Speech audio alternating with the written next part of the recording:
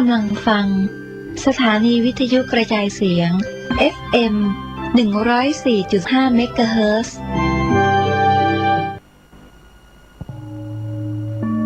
คณะสงฆ์จังหวัดเชียงรายและสมาพันธ์ส่งเสริมและพิทักษ์พระพุทธศาสนาจังหวัดเชียงรายขอเชิญร่วมงานครบรอบ3 ปีการก่อตั้งสมาพันธ์ยุวพุทธสัมพันธ์และเปิดกรุสมเด็จพุทธาจารย์โตพรหมรังสี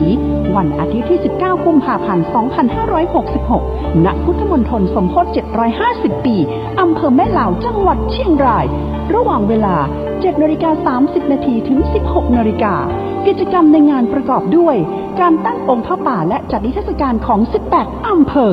การสาธิตการสวดมนต์สรรเสริญพระรัตนตรัยทำนองสรพัญญะและการบรรยายธรรมของนักเรียนที่ชนะเลิศการประกวดระดับจังหวัดการมอบประกาศเกียรติคุณแก่ผู้ทำคุณประโยชน์ต่อพระพุทธศาสนาการเสวนาทางวิชาการและการตั้งโรงทานอย่าลืมพบกันที่พุทธมณฑลวันอาทิตย์ที่19 กุมภาพันธ์ 2566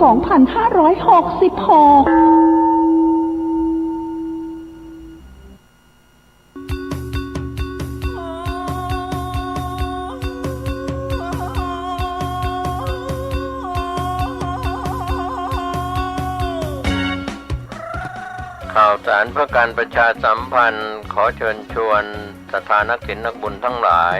ร่วมทำบุญฉลองถาวรวัตถุและเสนาสนะปล่อยหลวงฉลองสมโภชการก่อตั้งวัดวังสิงห์คำครบ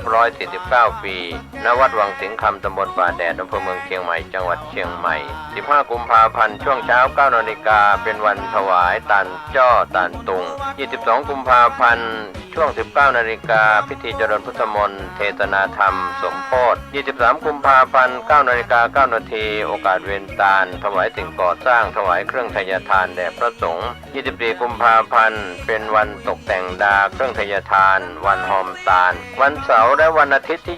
25และ26 กุมภาพันธ์ 2566ตั้งแต่เวลา 9 นาฬิกาเป็นต้นไปคณะศรัทธาวัดวังสิงห์คำและหัววัดต่างๆแห่เครื่องทยทานเข้าร่วมทำบุญในโอกาสนี้ก็เชิญชวนศรัทธาสาธุชนร่วมทำบุญรับเป็นเจ้าภาพสังฆทานถวายพระมหาเถรานุเถระที่นิมนต์มาเจริญพุทธมนต์สังฆทานถวายหัววัดและขอเชิญชวนทุกท่านร่วมงานและร่วมทำบุญในครั้งนี้โดยทั่วกันติดต่อบริจาคร่วมทำบุญได้ที่วัดวังสิงห์คำ081-783-6540ได้ทุกวันก็เป็นงานบุญงานกุศลฉลองท้าวรวัตถุและเสนาสนะปล่อยหลวงฉลองสมโภชการก่อตั้งวัดวังสิงห์คำครบรอบ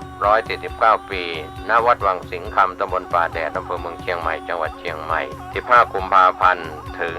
26 กุมภาพันธ์ขอเชิญท่านร่วมงานบุญนี้โดยพร้อมเพรียงกันแดงเป็นเจ้าอาวาสสร้างโบสถ์สร้างวิหารศาลาบาทนิมนต์หัววัดโฮมทำบุญประจำปีรำวงนำนา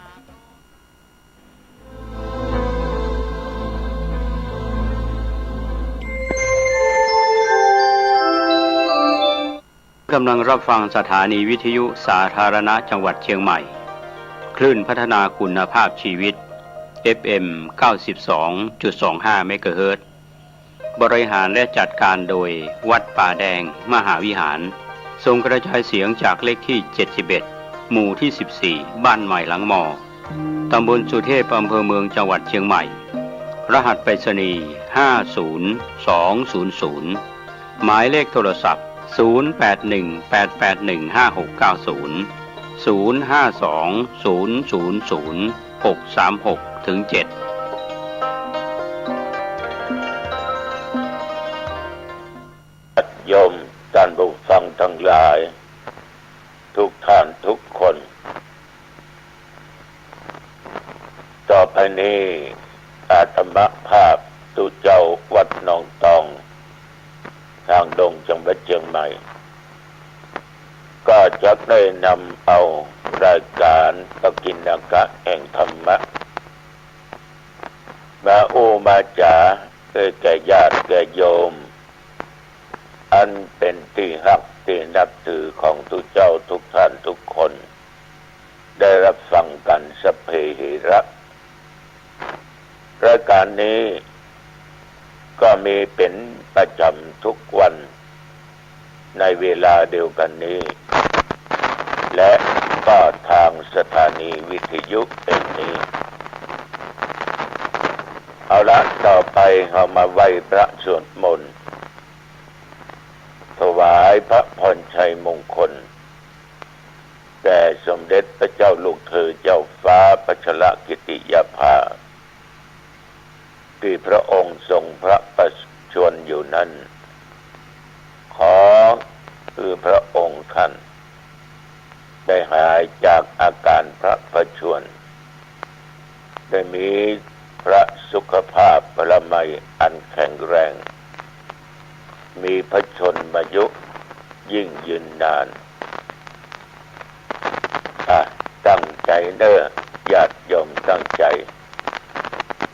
อะระหังสัมมาสัมพุทโธภควาพุทธังภวันตังอภิวาเทมิกราบพระพุทธสวากขาโตภควตาธัมโมธัมมังนัมมัสสามิกราบพระธรรมสุปฏิปันโนภควโตสาวกสังโฆสังฆังนะมามิกราบพระสงฆ์ต่อไปก็กล่าวคำนมัสการนะโมตัสสะภะคะวะโตอะระหะโตสัมมาสัมพุทธัสสะนะโม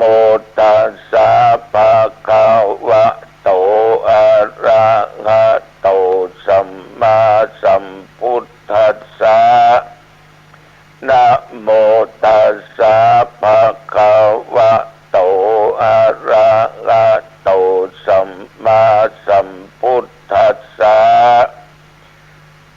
พุทธังสารนังคัจฉามิธัมมังสารนังคัจฉามิสังฆังสารนังคัจฉามิตุติยัมปิพุทธังสารนังคัจฉามิตุติยัมปิธัมมังสารนังคัจฉามิตุติยัมปิสังฆังสารนังคัจฉามิตติยัมปิพุทธังสารนังคัจฉามิตติยัมปิธัมมังสารนังคัจฉามิตติยัมปิสังฆังสารนังคัจฉามิยะโตหังภะเกเนอาริยายะจติยาชาโตนาปิชานามิสันจิจะปานังชีวิตาโบโรเปตาเตนะสัจเจนะโสติเตโหตุโสติสัพพัสสะโพชังโคสติสังฆาโตธัมมานังวิจโยตถาวิริยัมปิติปัสสติโพชังคาจะตถาปะเรสามาทุเตกะโพชังคาสัตเตเตสัพปะทัสสินามุนินาสัมมาทัคขาตาภาวิตาภาอุดีกะตาสังวัตตันติอาปิญญายะนิพพานายะจะโพธิยาเอเตนะสัจจวัชเชนะโสธิเตโหตุสัพพะทาเอกัสสมิงสามะเยนะโทโมคันลานันจะกัสสปังคิลาเนตุขิเตติสวาโพชังเคสัตตะเทสานิเตจะตังอาปิ นันติตัวโลกามุตจิงสุตังคะเดเอเตนะสัจจวัชเชนะโสติเตโหตุสัพพะทาเอกทาธรรมราชาปิเกลันเยนาภิติริโตจุนทัตเทเลนะตันเยวะพระนาเปตตัวนะสาธารังสัมโม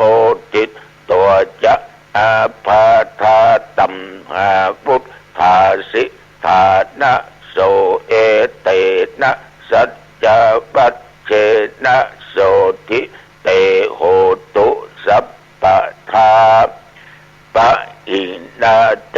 จะอาภาธาตินนันนัมติมะเอสินังมัคคาหาตะกิเลสาวะปัตตานุปปัตตังปะปัตติธรรมะตังเอเตนะสัจจวัชเชนะโสติเตโหตุสัพพะทาภะวะตุสัพพะมังคลังรักขันตุสัพพะเทวตาสัพพะพุทธานุภาเวนะสัทธาโสธีภะวันตุเตภาวะตุสัพพะมังคลังรักขันตุสัพพะเทวตาสัพพะธรรมานุภาเวนะสัทธาโสธีภะวันตุเตภาวะตุสัพพะมังคลังรักขันตุสัพพะเทวตาสัพพะสังฆานุภาเว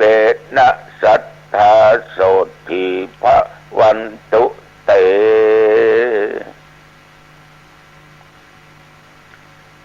กรมอุตุได้ประกาศบอกว่าตั้งแต่เมื่อตะวันวามาจนถึงปัจจุบันประเดี๋ยวนี้แถวบริเวณวัดหนองตองและใกล้เคียงตะวันนี้ท้องฟ้าโปร่งใสเป็นบางช่วงตกแรงตกค่ำมาตั้งแต่ทุ่มพอบนท้องฟ้ามืดครึ้มไปด้วยเมฆรายงานบอกว่าตะวันมีฝนตกเล็กน้อยและตกปานกลางและหนักมีเป็นบางที่สำหรับอุณหภูมิปัจจุบันนี้19 องศาก็เรียกว่าอากาศตอนเช้าพอดีตัวเจ้าตัวนี้ไม่ต้องตุ้มผ้าญาติโยมท่านผู้ฟังทั้งหลายแต่คืนที่ผ่านมามีฝนตกนะอาตมาภาพออกวัดไปเทศนาธรรมเผยแผ่ธรรมในงานศพของท่านสาธุเจ้าอดีตเจ้าวาดวัดปัจจีอำเภอสมตองจังหวัดเชียงใหม่เริ่มจะออกวัดไปนะฝนลงสิลมก็มานั่งในรถไปฝนก็ตกหนักขึ้นทีขึ้นไปถึงทางแยกออกถนนเส้นสายฮอดจอมทองตัดที่ 4 แยกนั่นน่ะทางเร็วรถเก่งกับรถเก่งจนหัวกันคือจนตาย การจราจรก็เลยติดขัดเพราะมันตัดกับสี่แยกเล็กน้อยเลยไปเล็กน้อยตัวเจ้าก็เลยชะลอรถพอก็บะมีไผเจ็บเพิ่นกำลังออกจากรถมาเจรจากันเพราะเหตุใดญาติโยมระมัดระวังระยะเนี่ยฝนตกองค์ต่างลื่นตกไม่สมหายจางมันลื่นเราจะไปตั้งตัวตั้งตนอยู่ในความประมาทว่ามันเป็นอย่างตกนักเหล่านี้ก็เคยขับรถไปหันมานี่ละยังเป็นอย่างโอ้ถ้าเกิดจังอันขาดสติตกใหม่ๆเนี่ยมันต่างมันมึนนะคนขับก็ที่ประมาทกันน้อยก็เลยต้มเอาตั้งหน้าจนทั้งคนรถบน ก็ดีเล็กหุ้มเกาะเล็กหุ้มหนังดีกว่าหนังไปหุ้มเหล็กเพราะนั่งอยู่ตรงในรถก็คงจะบแรงสักต่อใดคงจะเกี่ยวกับหนทางมันลื่นกันหน้าไม่จอดนอกกันหลังมันแตะเบรกถ้าจะไปแตะใส่ต้ม ดีใจที่โยมไม่เป็นไรแต่ว่าก็จะต้องถ้อยทีถ้อยอาศัยอู้กันเพราะรถปัจจุบันนี้ต่างคนก็ประกันชั้นหนึ่งไว้ก็หันเป็นอู้กันยังไข้หัวอยู่หรอกเนาะเอาก็ดีอกดีใจเตือนสติเนอะไปเหนือใต้ตกออกคือระมัดระวังนะเตือนเขาระมัดระวังแต่คนอื่นเนี่ยก็มันจังเผลอใจหรือบ้านก็เสียหลักก็มาอ่านก็ลับในต้องระวังถึงเขาต้องระวังถึงตัวเก่าจากนั้นก็พยายามนั่งรถไปถึงที่วัดปัจจีก็ห้ามฝนไปไฟแจ้งห้ามเนาะแล้วรถเขาวัดไปฝนตกสิยมเปิ้นก็อารมณ์เอาจ้องมากลางรับขึ้นไปสู่บนศาลาหลวงญาติโยมท่านผู้ฟังธรรมาก็ไปไหว้พระพุทธประธานแล้วก็ไหว้สรีระร่างกายของหลวงปู่ซึ่งหลวงปู่องค์เนี้ยอายุเมื่อเพิ่นไปมาอันได้89 ปี69 พรรษาถ้ามีประเดี๋ยวก็93มาเพิ่นตายตั้งแต่วันที่15 สิงหาคม 2562ละก็ขึ้นนั่งบนธรรมะได้สกรรมไฟดับบุบ มืดตึ๊บตื่นดังนั้นต่างคนต่างใจโทรศัพท์ญาติโยมก็ได้มีตัวเจ้ามานั่งอู้ว่าองค์พระประธานเนี่ยหลวงพ่อแป๊ดมีนี่เป็น10 กว่าปีแล้วองค์ใหญ่นะโยมนะตั้งแต่วานี่มาเนี่ยน้ำออกที่ปลายนิ้วมือเขาก็ตวงไว้ได้เป็นแก้วญาติโยมจะมาได้ฟังอย่างนั้นถ้าไม่มีเหตุการณ์อันใดก็แสดงว่าอัศจรรย์คำว่าบ่มีเหตุการณ์อันใดก็หมายความว่าถ้าคนบ่ไปท อย่างใดอย่างหนึ่งก็เป็นสิ่งที่อัศจรรย์รอไฟมาก็บ่มาทางสาธุเจ้าอาวาสเจ้าณตำบลก็ออกที่เป็นเจ้าภาพคือป้อประเสริฐแม่คำเอ้ยบุญปันกับลูกกับเต้ากับศรัทธาญาติโยมต่างก็อยู่ด้วยความมืดถ้าเป็นในสมัยก่อนนี่นะ40-50 ปีก่อนนะเอาไปงานศพงานซากนะโยมเนาะเมื่อมันมีไฟฟ้าแต่ตะเกียงดับปุ๊บกลมดับปุ๊บปัดมันนั่งค้อนกันเป็นหมู่จะลงเรือนไปก็กลัวจะออกจากกันไปก็กลัวจะอ่อนก็ให้ด้วยไงบางเตื้อไฟฟ้าดับปุ๊บมาก็หอน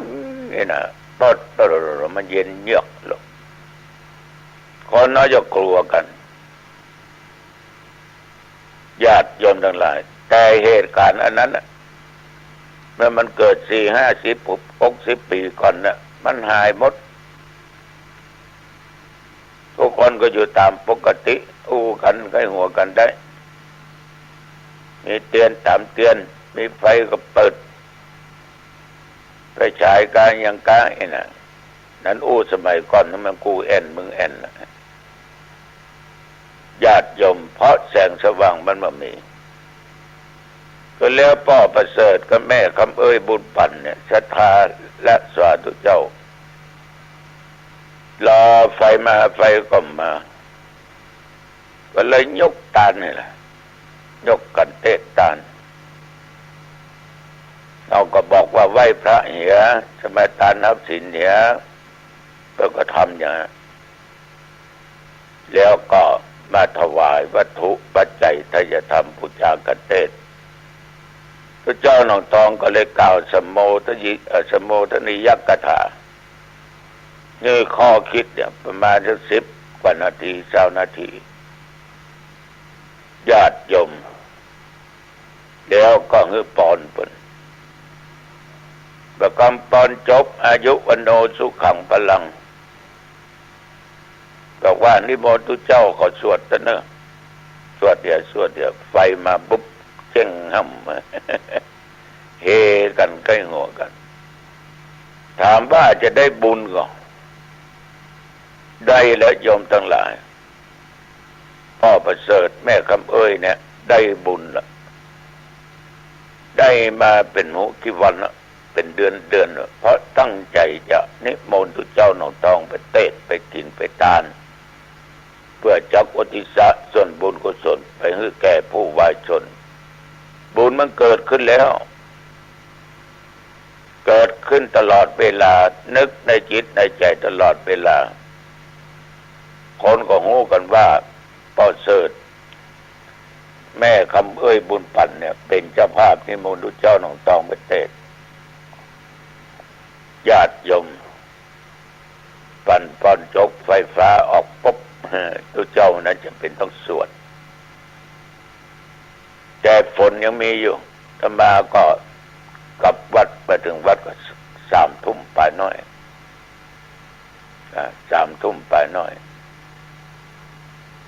และทุกสิ่งทุกอย่างเนี่ยความแน่นอนมันมาแน่นอนเรื่องภัยธรรมชาติเรื่องเหตุการณ์ต่างๆที่จะเกิดขึ้นต่างคนก็ต่างรถที่ชนเสาไฟนะอาตมาภาพลองโทรเช็คมาที่วัดผลปรากฏวัดหนองตองก็ไฟดับสายหนองตองก็ดับมันจะมี2 สายเชียงใหม่สายลำพูนญาติโยมทั้งหลายบางเตื้อทางวัดดับลายถนนพุ่นประดับมันคนละเส้นคนละสายกันก็เป็นนั้นว่าต้องขอขอบใจอนุโมทนาต่อเจ้าวาดเจ้าหน้าตำบลพระสงฆ์ของเจ้าป้าน้อยป้านานป้าอาจารย์กรรมการวัดวาป้าประเสริฐแม่คำเอ้ยตลอดญาติโยมแฟนพันธุ์แท้ทุกคน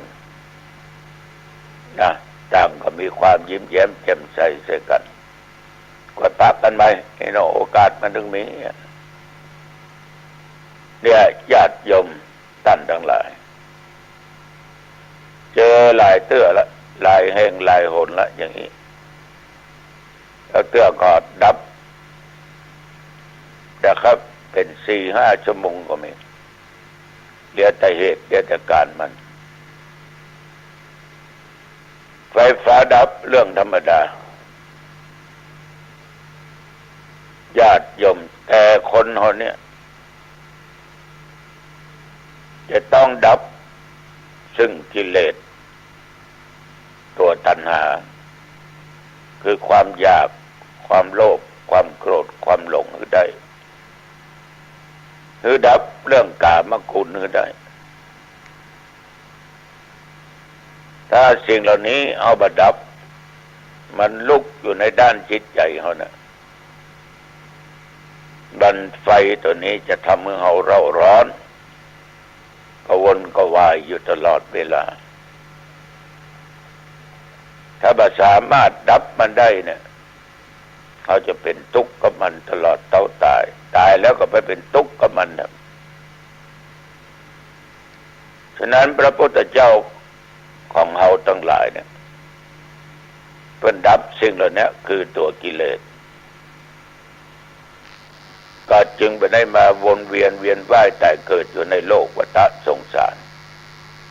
ดับขันธ์ถึงนิพพานดับสนิทก็ออกไม่ออกญาติโยมดับก็คือดับแท้ๆไปให้มันได้เกิดขึ้นมามันบ่มีประโยชน์ในตัวกิเลส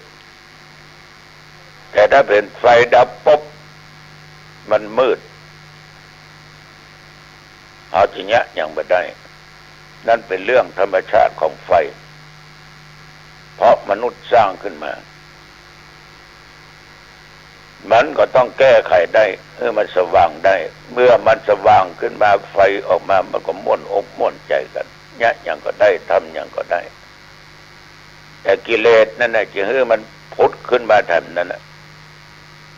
มันก็ทำให้เราเร่าร้อนมาได้ดีอย่างสักอย่างอันนี้จึงขอฝากไปกับญาติกับโยมแต่เนิ่นแต่ว่าเช่นเดียวกันญาติโยม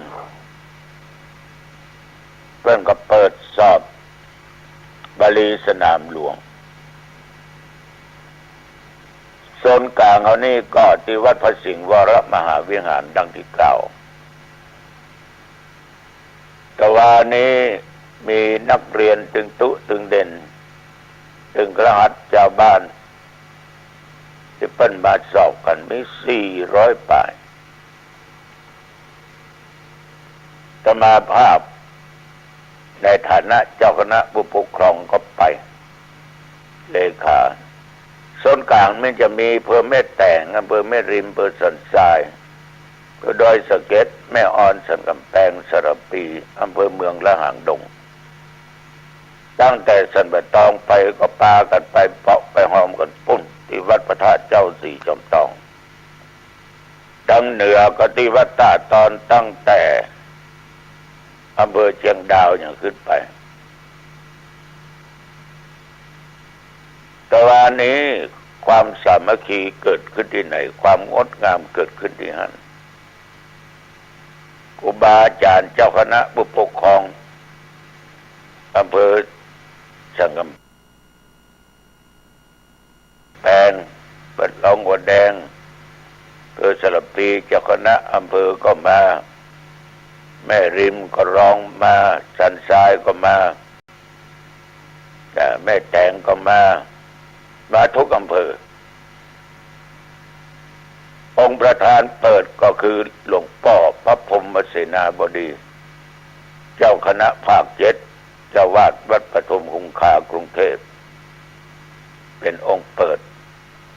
ก่อนจะกล่าวเปิดและโอวาทก็ได้อ่านเรียกว่าคำสั่งจากแม่กองบาลีสนามหลวงคือพระพรหมมุลีวัดปากน้ำญาติโยมตัวเจ้าที่เข้าไปสอบกับเน้นนั่นน่ะ ตัวเจ้าอายุสูงสุด50 ปลายก็สอบก็เรียนกันก็เปิ้นก็เริ่มเข้าห้องประชุมกันเตี้ยงปลายน้อยก็เวลาสอบถึง17 นาฬิกาเกือบจะ5 โมงนะต้องก็คือเวลาหมดเวลาก็คือหมดเวลาต้องเป็นไปตามกฎตามระเบียบวันนี้อีกวันหนึ่งพรุ่งนี้อีกวันหนึ่งตัวเจ้าก็จะไปญาติโยมมีโอกาสเวลาเจริญพรเนอะคือกำลังอกกำลังใจกันญาติโยมถ้าว่ากับวันนี้ตัวเจ้าเจ็บเขี้ยวคือแล้วนอนนะครับแบบได้กินยาปวดหายก็ได้ยาแก้อักเสบที่เขาซื้อมาเจอยกเนี่ยเจ็บนั่งบรรยายธรรมะนั่งนั่งจ่าปกิณกะนี่ยังเจ็บอยู่นะแต่ว่าทุกสิ่งทุกอย่างนั้นนะเมื่อมันเจ็บได้มันก็หายไปได้ถ้ามันมาหายเราก็ถึงที่สุดแห่งที่สุด แต่นี่มันก็ถึงจะหายก็ใส่ยาไปฉันยาไปนะก็หนูว่าเนาะใครบาดเจ็บเขี้ยวหมูจะคุณพ่อคุณแม่นะนั่นถึงหูเพียงคุณพ่อคุณแม่ว่าพ่อแม่เนี่ยเลี้ยงดูมาอย่างใด บางครั้งเนี่ยบางคนน้ำตาจะตกแต่ธรรมาภาพก็ดียังปวดหัวเจ็บหัวเด้อมันก็เจ็บมาหลายเตื้อแล้วแต่ถอนก็ยังว่านะมียังเกี้ยวหมดฉะนั้นก็ยุกยาไปเดี๋ยวนี้ก็ยังเจ็บอยู่เอาละเนอะขออยู่เย็นเป็นสุขเนอะจะไปเจ็บเขี้ยวเหมือนดูเจ้าวัดหนองตองเนอะอายุวันโนสุขังพลังพบกันในโอกาสหน้าเจริญพร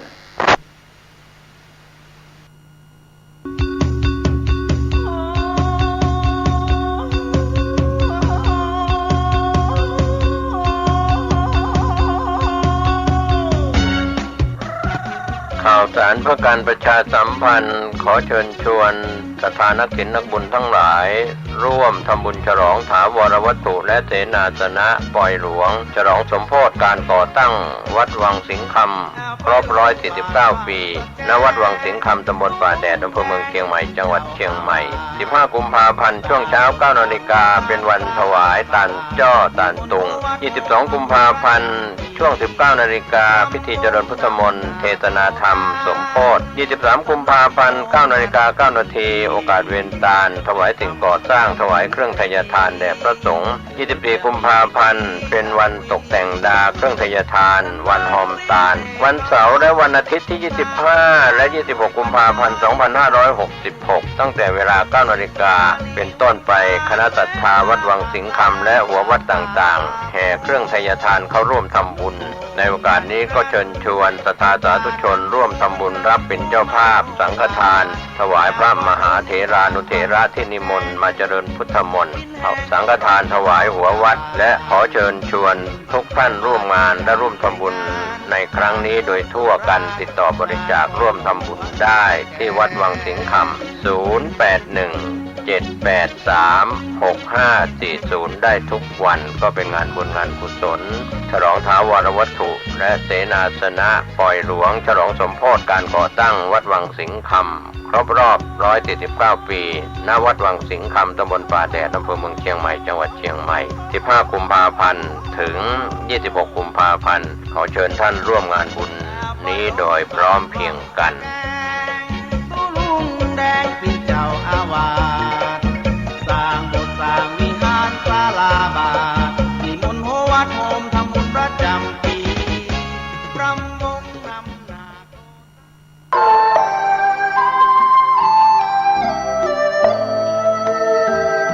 ข่าวสารเพื่อการประชาสัมพันธ์ขอเชิญชวนคณะสงฆ์คณะศรัทธาคณะศิษยานุศิษย์ร่วมงานทำบุญวันมรณภาพครบ30 ปีและชาตการ117 ปีพระครูวิมลวรเวทหลวงพ่อบุญมีชัยวุฒโธ ณวัดท่าสตอยศรีสร้อยทรายมูลตำบลวัดเกตอำเภอเมืองจังหวัดเชียงใหม่ตรงกับวันอังคารที่ 7 มีนาคมพุทธศักราช 2566 โดยได้รับข่าวฝากจากพระอาจารย์มหาเกษมเขมาพินันโทเจ้าอาวาสวัดท่าสตอยศรีสร้อยทรายมูลพร้อมคณะศรัทธาคณะกรรมการศิษยานุศิษย์ชุมชนศรีสร้อยทรายมูลชุมชนท่าสตอยบ้านกลางชุมชนสันนารุงชุมชนรถไฟสามัคคีชุมชนต้นขามสามัคคีชุมชนบ้านแพะสามัคคีพัฒนาชุมชนบ้านใหม่พัฒนา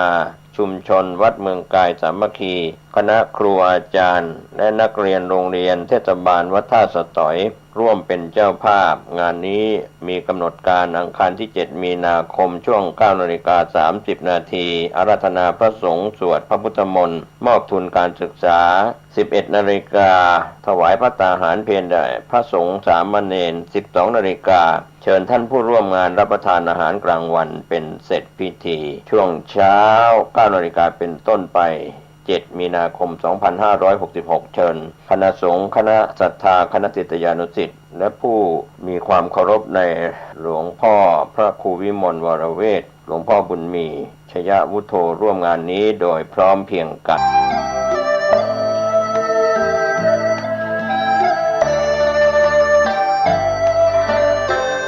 สวัสดีครับท่านผู้ฟังที่เคารพข่าวชาวบ้านผมกาเศรษฐ์เพชรสำริดบรรณาธิการข่าวก้าวหน้านิวกับการทำหน้าที่สื่อสารมวลชนของพี่น้องสื่อมวลชนทุกแขนงสาขาจากส่วนกลางและก็ส่วนภูมิภาคข่าวภายในประเทศข่าวจากต่างประเทศท่านที่อ่านหนังสือพิมพ์ออนไลน์คลิกเข้าไปที่ www.gawnawnew.com ก็เป็นส่วนหนึ่งของข่าวผ่านเว็บไซต์ออนไลน์ธรรมะก่อนข่าววันนี้เป็นส่วนหนึ่งนะครับที่เราได้รับรู้รับทราบเรื่องของการช่วยเหลือเพื่อนมนุษย์เกิดแก่เจ็บตายจะอยู่ภายในประเทศหรือต่างประเทศความทุกข์ยากของประชาชนคนหนึ่งจะมีฐานะอย่างไรก็แล้วแต่การได้มีโอกาสได้ช่วยเหลือเขาตามกำลังสติปัญญาตามกำลังที่เราจะช่วยเขาได้ทุกชาติชั้นวรรณะทุกประเทศที่เขาเดือดร้อนก็ช่วยกันไปตามกำลังสายทานแห่งกำลังในการช่วยเหลือเมื่อเกิดเหตุเพศภัยประสบภัยก็อย่าได้นิ่งนอนใจการช่วยเหลือเพื่อนมนุษย์ด้วยกันไม่ว่าจะอยู่บ้านใกล้เรือนเคียงคนเรานั้นอาจจะตกอับตกทุกข์ได้ยากลำบากก็เกิดขึ้นได้ไม่มีใครคาดคิดว่าจะทำความดีแล้วก็อาจจะไม่ทุกข์ไม่ยากไม่ลำบากนั้นก็ไม่แน่นอนกรรมเก่าที่เป็นฝ่ายบาปตามมาให้ผลให้เขาทุกข์ยากลำบากก็มีแล้วก็ในสิ่งที่เป็นความดีในปัจจุบันนั้นก็ทำให้เรารู้สึกสดชื่นสมหวังในการที่จะได้ช่วยเหลือคนอื่นจะให้ของกินของใช้เงินทองช่วยเหลือกันตามกำลังในยามที่เขาเดือดร้อนดังนั้นความกรุณาปราณีที่มีอยู่ในจิตใจของมนุษย์และการปราณีต่อสัตว์เดรัจฉานมีจิตใจดีไม่จิตใจดำอำมหิตคนเราที่ทะเลาะเบาะแว้งขัดแย้งกันมีเรื่องมีราวถึงตายและบาดเจ็บในส่วนต่างๆของเพื่อนมนุษย์ด้วยกันจะมีฐานะการงานการเงินอย่างไรเราอย่าได้เอาตัวการงานการเงินหรือฐานะต่ำสูงการศึกษาต่ำสูงมาเป็นตัววัดแต่เราวัดกันด้วยจิตใจความช่วยเหลือการช่วยเหลือกันเป็นเครื่องชี้วัดเป็นเรื่องของธรรมะก่อนข่าวที่นำมาฝากไว้ให้ท่านได้ติดตามในข่าวชาวบ้านวันนี้เราก็รู้สึกว่าการนำเสนอข่าวนั้นจะช่วยให้คนได้รู้ว่าทำอะไรผิดแล้วก็ไม่ควรจะเป็นแบบอย่างในคนที่ทำผิดส่วนที่คนที่ทำดีแล้วในข่าวที่เราได้นำเสนอกันไปก็ควรจะเป็นแบบอย่างดังนั้นวันนี้ข่าวร้ายที่เกิดขึ้นก็ไม่ควรเป็นตัวอย่างแล้วก็ไม่ควรทำเป็นแบบอย่างข่าวแรกกรุงเทพธุรกิจได้รายงานข่าวเศรษฐกิจโดยเฉพาะกรุงเทพนั้นติดอันดับ13อาหารยอดเยี่ยมทิป Advisor จัดอันดับสุดยอดจุดหมายปลายทางด้านอาหารของโลกประจำปี 2566 กรุงเทพมหานครติดอันดับที่ 13 ทิป Advisor จัดอันดับสุดยอดจุดหมายปลายทางด้านอาหารของโลกประจำปี 2566 กรุงเทพติดอันดับ 13 นั้นพร้อมเชิญชวนให้นักเดินทางต่างชาติมาลองชิมข้าวเหนียวมะม่วงชื่อดังเว็บไซต์ทิป Advisor ด้านการท่องเที่ยวจากสหรัฐยังได้แนะนำสถานที่ท่องเที่ยวต่างๆในกรุงเทพไม่ว่าจะเป็นตลาดน้ำอันโด่งดังแหล่งช้อปปิ้งระดับพรีเมียมเช่นประตูน้ำและสยามข้ามไปฝั่งธนบุรีที่ตั้งของวัดอรุณและเชิญแวะเที่ยวพระบรมมหาราชวังที่งดงามในเขตพระนครสุดยอดจุดหมายปลายทางด้านอาหารโลก10อันดับแรกก็ได้แก่1กรุงโรมของอิตาลี2เกาะครีตของกรีซ3กรุงฮานอยของเวียดนาม4เมืองฟลอเรนซ์ของอิตาลี5กรุงปารีสของฝรั่งเศส6เมืองบาร์เซโลนาของสเปน7กรุงลิสบอนของโปรตุเกส8เมืองเนเปิลของอิตาลี9เมืองนิวออร์ลีนส์รัฐหลุยเซียนาของสหรัฐอเมริกา10ประเทศจาเมกาครับเหล่านี้เป็นส่วนที่ทางทีมข่าวของกรุงเทพธุรกิจได้รายงานของ10อันดับที่เป็นเว็บไซต์ทิป Advisor ไปทางด้านข่าวต่างประเทศที่น่าสนใจจากมติชนออนไลน์ได้รายงานว่า WHO ระบุแผ่นดินไหวตุรกีภัยพิบัติธรรมชาติเลวร้ายที่สุดในยุโรปรอบ100ปี15กุมภาพันธ์2566องค์การอนามัยโลกกล่าวว่าแผ่นดินไหวครั้งใหญ่ในตุรกีเมื่อ6กุมภาพันธ์ซึ่งเป็นการฆ่าชีวิตผู้คนไปแล้วมากกว่า 41,000 ราย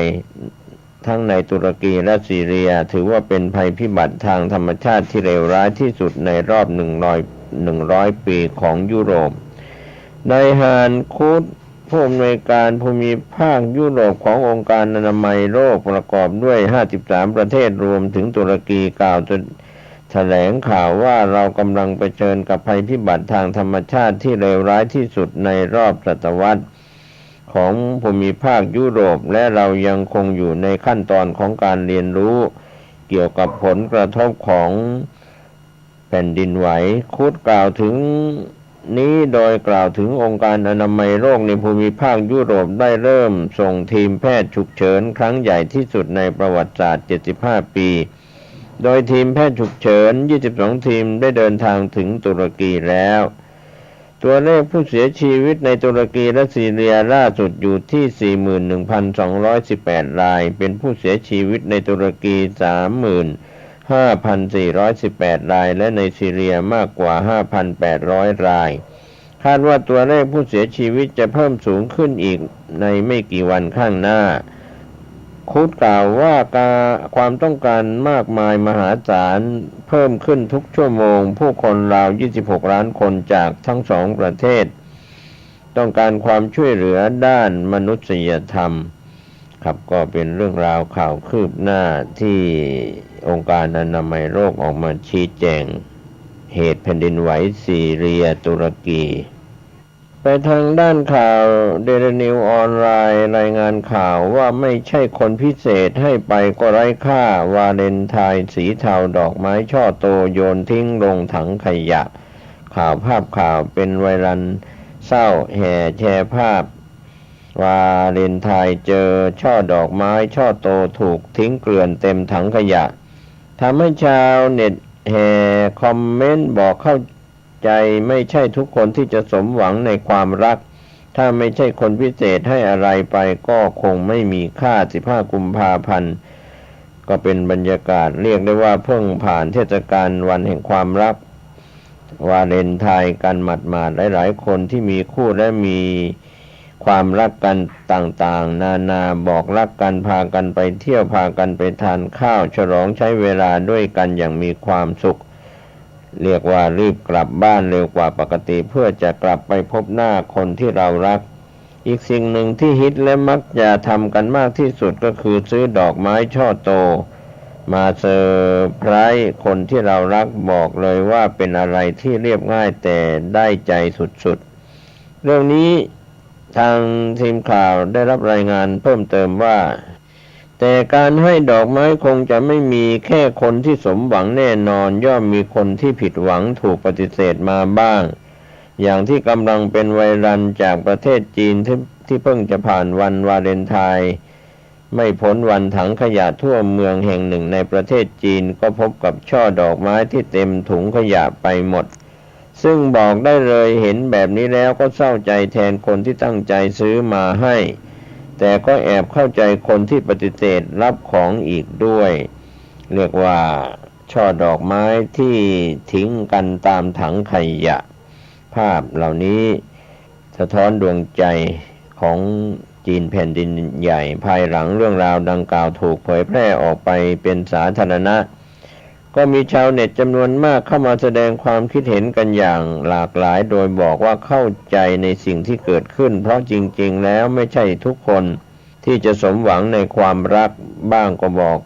ว่าต่อให้เป็นวันพิเศษแค่ไหนหากเราไม่ใช่คนพิเศษสำหรับใครสักคนให้อะไรไปก็คงไม่มีค่าอะไรอีกทั้งยังบอกว่าส่วนใหญ่คนจีนจะรับดอกไม้จากคนที่เป็นแฟนเท่านั้นจะไม่รับดอกไม้ตามอำเภอใจครับก็เป็นเรื่องราวข่าวภาพข่าวที่มีการทิ้งดอกไม้ช่อใหญ่ลงถังขยะก็เรียกว่าไม่สมหวังในความรักวันแห่งความรักที่ผ่านมาครับก็เป็นอุทาหรณ์เตือนใจความรักไม่แม้จะมีดอกไม้ที่สวยๆงามๆเป็นตัวแทนแห่งความรักแต่ความประพฤติที่ออกจากใจซึ่งกันและกันดูใจรักกันครองใจกันเรียกว่าประสบการณ์ที่ครองรักกัน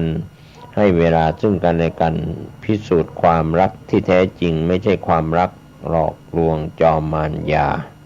ไปทางด้านข่าวต่างประเทศที่ผู้จัดการออนไลน์รายงานข่าวยั่วถึงหน้าบ้านเครื่องบินทหารรัสเซียโฉบใกล้สหรัฐโปแลนด์ต้องลุดเข้าสกัด15กุมภาพันธ์2566เครื่องบินรบ F-16 ของสหรัฐ2 ลำถูกส่งขึ้นท้องฟ้าเข้าสกัดอากาศยานทางทหารของรัสเซีย4 ลำใกล้รัฐอลาสกาจากการเปิดเผยของศูนย์บัญชาการป้องกันอวกาศแห่งทวีปอเมริกาเหนือก็ร่วมมือกันระหว่างสหรัฐและแคนาดาเมื่อวันอังคารที่14กุมภาพันธ์ที่ผ่านมาความเคลื่อนไหวที่เกิดขึ้นในเวลาที่ไล่เลี่ยกับที่พบเครื่องบินทหารรัสเซียบินเฉียดใกล้โปแลนด์เช่นกันการเข้าสกัดเครื่องบินของรัสเซียรวมถึงเครื่องบินทิ้งระเบิดTU-95 และเครื่องบินขับไล่ SU-35 เกิดขึ้นเมื่อวันจันทร์ที่13กุมภาพันธ์ที่ผ่านมาจากการเปิดเผยของศูนย์บัญชาการป้องกันอวกาศแห่งทวีปอเมริกาเหนืออากาศยานรัสเซียยังอยู่ในน่านฟ้าสากลและไม่ได้เข้ามาในเขตน่านฟ้าอธิปไตยของอเมริกาหรือแคนาดาท่านแถลงระบุว่าพร้อมบอกว่าความเคลื่อนไหวดังกล่าวของรัสเซียเกิดขึ้นเป็นประจำและไม่ได้ถูกมองว่าเป็นภัยคุกคามหรือเป็นพฤติกรรมยั่วยุใดๆขณะที่ภารกิจสกัดอากาศยานของรัสเซียเกิดขึ้นแทบเป็นกิจวัตรแต่ในเดือนนี้เครื่องบินรบของสหรัฐที่ประจำอยู่ในอเมริกาต้องปฏิบัติภารกิจเชิงรุกที่ไม่เห็นบ่อยครั้งนักนั่นก็คือยิงร่วงบอลลูนลูกหนึ่งซึ่งกล่าวอ้างว่าเป็นบอลลูนสอดแนมของจีนและวัตถุบินไม่สามารถระบุเอกลักษณ์อีก3 ลำในเวลาไล่เรียกกันเครื่องบินรบ F-35 ของเนเธอร์แลนด์2 ลำถูกส่งเข้าสกัดอากาศยานทางทหาร3 ลำของรัสเซียที่บินโฉบใกล้โปแลนด์เข้าประกบพวกเขาและพาบินออกไปจากการเปิดเผยของกระทรวงกลาโหมเนเธอร์แลนด์ที่เผยแพร่ในช่วงค่ำของวันจันทร์13กุมภาพันธ์ที่ผ่านมาถ้อยแถลงที่รายงานโดยสำนักข่าวรอยเตอร์ว่าในตอนนั้นเครื่องบินไม่ทราบฝ่ายมุ่งหน้าจากคาลินินกราดสู่โปแลนด์พื้นที่รับผิดชอบของนาโต้ ทั้งนี้คาลินินกราดเป็นดินแดนแทรกของรัสเซียที่ตั้งอยู่ระหว่างโปแลนด์กับลิทัวเนียสองชาติสมาชิกของทั้งนาโตและสหภาพยุโรปหลังจากการตรวจสอบตัวตนพบว่าเป็นอากาศยาน3 ลำเครื่องบิน IL คิเดส20M โค้ดA ของรัสเซียลำหนึ่งมีเครื่องบิน SU คิเดส27จำนวน2 ลำบินขนาบข้างเครื่องบิน F3 คิเดส35เข้าประกบจากระยะไกลส่งมอบให้พันธมิตรนาโตกระทรวงกลาโหมรัสเซียยังไม่ออกมาแสดงความคิดเห็นหลังจากข่าวรอยเตอร์ติดต่อสอบถามความเห็นในเรื่องดังกล่าวขณะที่กระทรวงกลาโหมโปแลนด์ระบุว่าเครื่องบิน Fคิเดส35ของเนเธอร์แลนด์จำนวน8 ลำได้ประจำการอยู่ในโปแลนด์ระหว่างเดือนกุมภาพันธ์ถึงเดือนมีนาคมก็เป็นข่าวต่างประเทศจาก AFP ข่าวรอยเตอร์รายงานข่าวผ่านข่าวในประเทศไทยจากผู้จัดการออนไลน์ครับก็เป็นเรื่องของอากาศยานเกี่ยวกับการยั่วถึงหน้าบ้านเครื่องบินทหารรัสเซียโฉบใกล้สหรัฐถึงโปแลนด์ก็ต้องรุดเข้าสกัดอันนี้ก็เป็นข่าวที่เกี่ยวกับต่างประเทศข่าวต่างประเทศอีกข่าวหนึ่งจากผู้จัดการออนไลน์รายงานสหรัฐอ้างรัสเซียจับเด็กยูเครน 6,000 คนปรับทัศนคติทางการเมืองชี้เข้าข่ายฆ่าล้างเผ่าพันธุ์15 กุมภาพันธ์ 2566รายงานซึ่งได้รับการสนับสนุนจากสหรัฐระบุว่ารัสเซียได้ควบคุมตัวเด็กชาวยูเครนอย่างน้อย 6,000 คนเอาไว้ตามสถานที่ต่างๆทั้งบนคาบสมุทรไครเมียและรัสเซียโดยมีวัตถุประสงค์เพื่อปรับทัศนคติทางการเมืองของเด็กๆเหล่านี้ข่าวรายงานจาก 14 กุมภาพันธ์ที่ผ่านมาระบุว่าทีมนักวิจัยจากมหาวิทยาลัยเยลได้ค้นพบค่ายกักกันอย่างน้อย 43 แห่งที่มีเด็กชาวยูเครนถูกส่งไปพักอาศัยและเป็นส่วนหนึ่งของเครือข่ายขนาดใหญ่ที่มอสโกสร้างขึ้นนับแต่ประธานาธิบดีวลาดิมีร์ปูตินมีคำสั่งรุกรานยูเครนเมื่อเดือนกุมภาพันธ์ 2022 ปีที่แล้วเด็กๆเหล่านี้มีทั้งเด็กที่มีพ่อแม่มีผู้ปกครองมีชีวิตอยู่เด็กที่รัสเซียถือว่าเป็นกำพร้าเด็กซึ่งเคยอยู่ในความดูแลของสถาบันต่างๆในยูเครนรวมถึงเด็กที่ยังไม่ทราบว่าใครเป็นผู้ปกครองเนื่องจากผลกระทบของสงครามค่ายกักกันที่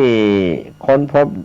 ดูเหมือนจะมีจุดประสงค์หลักๆเพื่อป้อนความรู้ทางการเมืองใหม่ให้กับเยาวชนเนเธ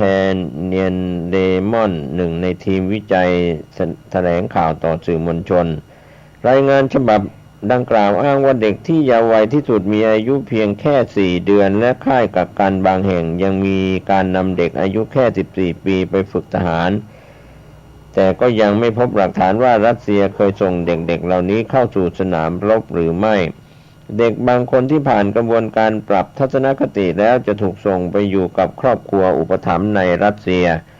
สถานทูตรัสเซียประจำกรุงวอชิงตันดีซีได้ออกมาตอบโต้ในประเด็นที่มอสโกถูกครหาว่าบังคับกักขังเด็กโดยยืนยันว่ารัสเซียเพียงแต่รับดูแลเด็กๆที่ต้องหนีภัยสงครามมาจากยูเครนเราพยายามอย่างดีที่สุดที่จะให้เด็กได้อยู่กับครอบครัวในกรณีที่พ่อแม่หรือญาติเสียชีวิตไปหมดแล้วเราจะสรรหาผู้ดูแลให้เด็กกำพร้าเหล่านี้สถานทูตรัสเซียชี้แจงผ่านแอปเทเลแกรมนะครับรายงานฉบับนี้ถูกเผยแพร่ออกในสังกัดคณะสาธารณสุขศาสตร์แห่งมหาวิทยาลัยเยลโดยเป็นโครงการที่ได้รับการสนับสนุนจากกระทรวงการต่างประเทศสหรัฐตรวจสอบการละเมิดสิทธิมนุษยชนและอาชญากรรมสงครามโดยรัสเซียเรมอนชี้ว่าการกระทำที่ระบุไว้ในรายงานฉบับนี้เข้าข่ายการละเมิดอนุสัญญาเจนีวาฉบับที่ 4ว่าด้วยการคุ้มครองพลเรือนขณะเกิดสงครามและอาจใช้เป็นหลักฐานเอาผิดรัสเซียฐานฆ่าล้างเผ่าพันธุ์ในยูเครนได้เนื่องจากความพยายามปรับเปลี่ยนหรือทำลาย อัตลักษณ์ความเป็นชาติถือว่าเป็นองค์ประกอบหนึ่งของการฆ่าล้างเผ่าพันธุ์ด้านอัยการยูเครนออกมาชี้แจงว่าพวกเขากำลังตรวจสอบข้อกล่าวหาที่ว่ามีเด็กๆยูเครนบังคับให้ออกนอกประเทศเพื่อเตรียมหลักฐานเอาผิดกับรัสเซียฐานฆ่าล้างเผ่าพันธุ์รายงานฉบับนี้ยังอ้างด้วยว่าระบบค่ายกักกันและกระบวนการส่งเด็กยูเครนให้ครอบครัวอุปถัมภ์ในรัสเซียดูเหมือนจะได้รับอนุญาตและมีการอำนวยความสะดวกจากเจ้าหน้าที่ระดับสูงสุดของรัสเซียตั้งแต่ประธานาธิบดีปูตินลงมาจนถึงเจ้าหน้าที่ส่วนท้องถิ่นเน็ตไพรโฆษกกระทรวงการต่างประเทศสหรัฐระบุว่ารัฐบาลวอชิงตันอาจมีบทลงโทษต่อบุคคล12คนซึ่งมีชื่ออยู่รายงานฉบับนี้ทว่ายังไม่เคยถูกอเมริกาคว่ำบาตรมาก่อนก็เป็นข่าวต่างประเทศจากรอยเตอร์ครับก็เป็นเรื่องราวที่ทางผู้จัดการออนไลน์ของไทยรายงานข่าวนี้โปรดใช้วิจารณญาณในการรับข้อมูลไปทางด้านข่าวคืบหน้าจากโพสต์ทูเดย์ออนไลน์รายงานข่าวคืบหน้าโดยพลตำรวจเอกสุรเชษฐ์เรียกตำรวจตม.กว่า100นายรับทราบข้อหาเอี่ยวทุนจีนสีเทาก็เป็นข่าวคืบหน้าโดยพลตำรวจเอกสุรเชษฐ์หักพานเตรียมตำรวจตม.กว่า100นายเอี่ยวธุรกิจทุนจีนสีเทารับทราบข้อหาก่อนยื่นปปช.ชี้ผู้ถูกกล่าวหาสามารถใช้สิทธิป้องกันตัวเองได้และยินดีให้ตรวจสอบการทำหน้าที่ยันยึดผลประโยชน์ส่วนรวมเป็นหลักบรรยากาศที่สำนักงานตำรวจแห่งชาติพลตำรวจเอกสุรเชษฐ์หักพานรองผู้บัญชาการตำรวจแห่งชาติรองผบ.ตร.กล่าวถึงความคืบหน้าการดำเนินคดีกับตำรวจในสังกัดสำนักงานตรวจคนเข้าเมืองสตม.ว่าวันนี้มีการประชุมสรุปผลการสืบสวนสอบสวนแล้วส่วนการแจ้งข้อกล่าวหาจะดำเนินการเรียกตัวมาแจ้งข้อกล่าวหาทั้งหมดกว่า100นายแล้วจะสรุปสำนวนส่งปปช.สำหรับกรณีตำรวจตม.ที่ยื่นหนังสือขอความเป็นธรรมถึงผู้บัญชาการตำรวจแห่งชาติว่าเป็นการสอบสวนโดยไม่ชอบนั้นพลตำรวจเอกสุรเชษฐ์กล่าวว่ากรณีนี้ตนได้กราบเรียนผู้บัญชาการตำรวจแห่งชาติเองว่าให้ผู้บัญชาการตำรวจแห่งชาติสั่งตรวจสอบเรื่องนี้เพราะการทำงานในทุกวันนี้ยิ่งมีการตรวจสอบก็ยิ่งดีทุกวันนี้การทำงานต้องคิดแบบใหม่ทุกภาคส่วนต้องสามารถตรวจสอบกันได้การที่ตรวจสอบการทำงานของตนก็จะได้เป็นการตรวจสอบว่าเป็นการทำงานที่ถูกต้องหรือไม่การใช้สิทธิ์ร้องเรียนต่างๆตนเข้าใจทุกคนสามารถใช้สิทธิ์ในการป้องกันตัวได้เราก็ไม่ว่ากันแต่ต้องยึดผลประโยชน์ส่วนรวมเป็นหลักหากผลการตรวจสอบพบว่าตัวเองดำเนินการสืบสวนสอบสวนคดีนี้โดยชอบก็จะถือว่าเป็นเครื่องยืนยันว่าตัวเองทำงานโดยสุจริตแต่หากผลสอบสวนพบว่าตัวเองสืบสวนสอบสวนโดยไม่มีอำนาจหน้าที่หรือกระทำไปโดยไม่ชอบก็ต้องรับผิดชอบซึ่งยินดีที่จะรับผิดชอบรวมถึงไม่มีแนวคิดที่จะดำเนินคดีเป็นคู่ความกับผู้ร้องเรียนเพราะมองว่าการทำงานเป็นเรื่องที่สามารถร้องเรียนถูกตรวจสอบได้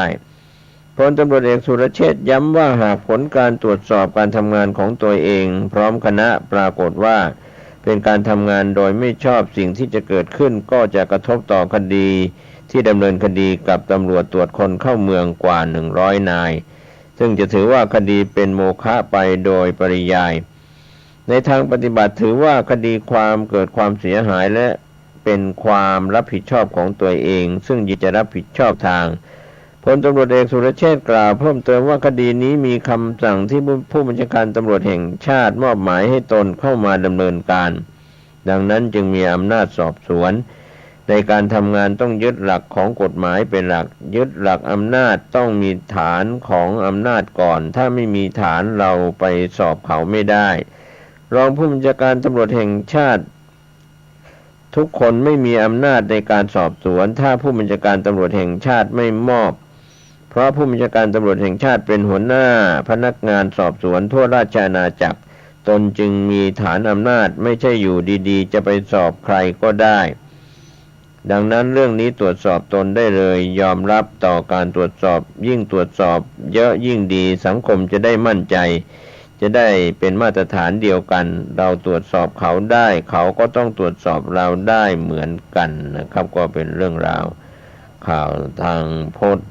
ทูเดย์ออนไลน์ได้รายงานข่าวคืบหน้าของ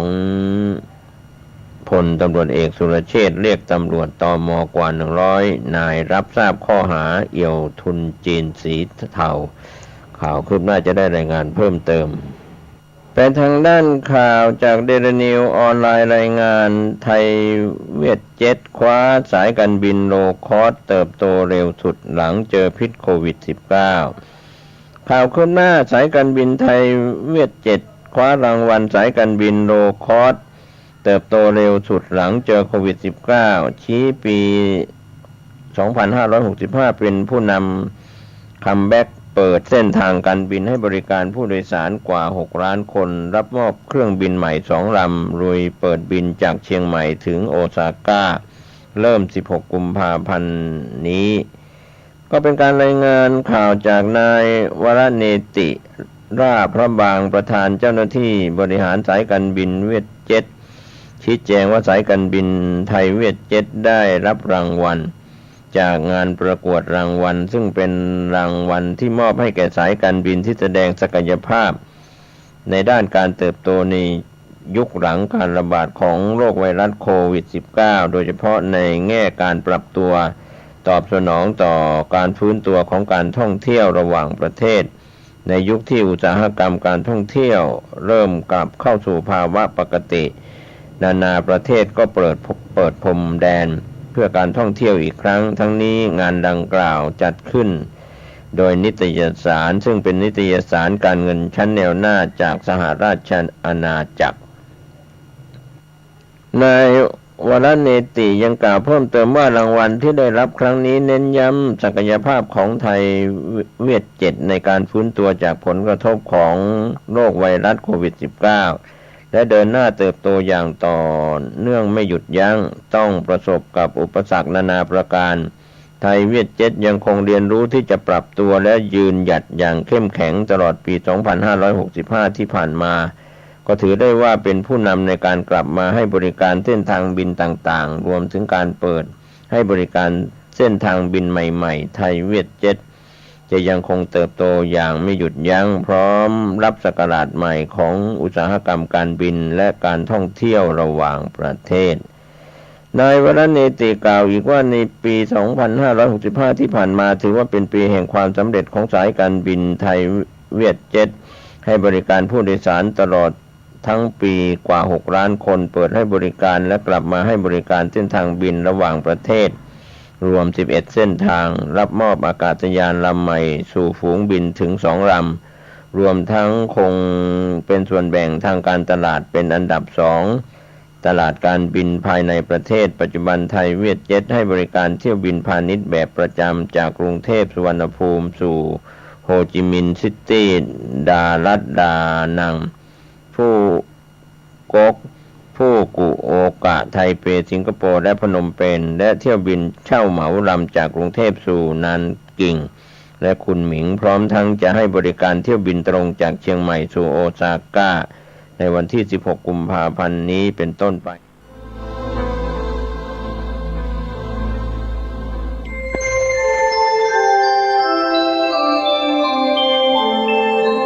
ขณะนี้ท่านกำลังฟังสถานีวิทยุกระจายเสียง FM 104.5 เมกะเฮิรตซ์